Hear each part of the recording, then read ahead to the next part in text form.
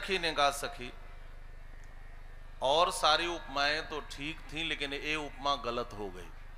दूल्हा चेतन है और खंभा जड़ है, तो कहीं चेतन को जड़ की उपमा दी जाती है। उस सखी ने कहा नहीं सखी, यह ईश्वर हैं और ईश्वर केवल चेतन में ही नहीं जड़ में भी होते हैं।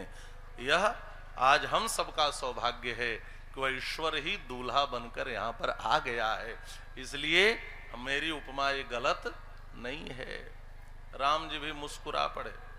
दुल्हा मुसुकत मुखदय रुमाल है सखी, झांकी देख के नारायण निहाल है सखी। इस प्रकार से राम जी को सखियों ने अपने इन कथ्यों से मुस्कुराने के लिए विवश कर दिया। कोहबर में लेकर के आई। कोहबर में पहले से ही राम जी की पनही गायब थी। ये जूता चुराने की रस्म भी लग रहा है प्राचीन रही होगी, तभी तो संतों ने वर्णन किया है।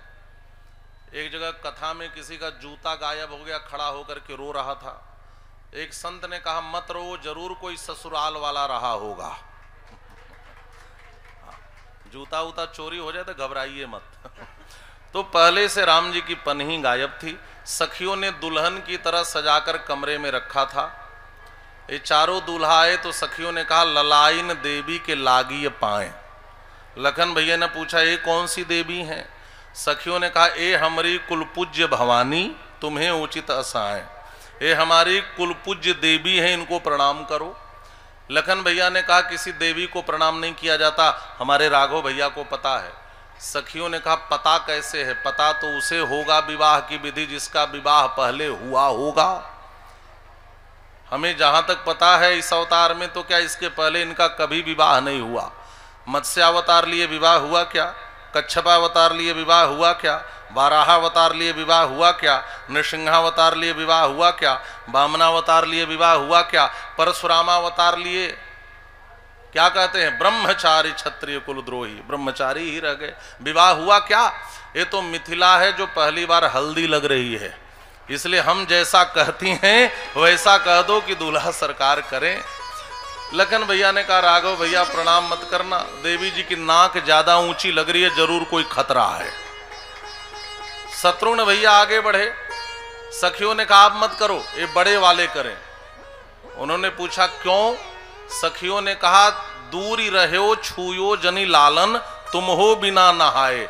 ऐसा लगता है छोटे वाले कभी नहाते ही नहीं है। ललाइन देवी के लागी पाए। बड़ा सुंदर मीठा संवाद है यहाँ पर। अंत में भरत भैया ने देखा कि यह संवाद बढ़ता जा रहा है, क्यों न मैं इस संवाद को विराम दे दूं।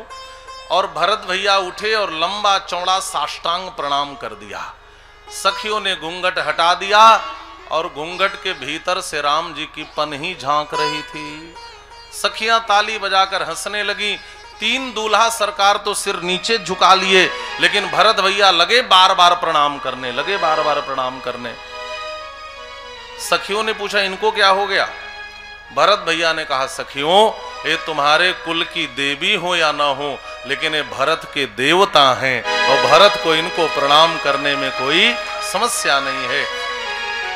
हमारे अयोध्या के संत कहते हैं, मिथिला के भी कहते हैं कि पनही की उपासना भैया भरत को मिथिला के सखियों ने सिखा दिया। इसलिए भैया भरत कहते हैं मोरे शरण राम ही की पनही। और जब वन को गए तो राम जी की पादुका ही लेकर के आ गए।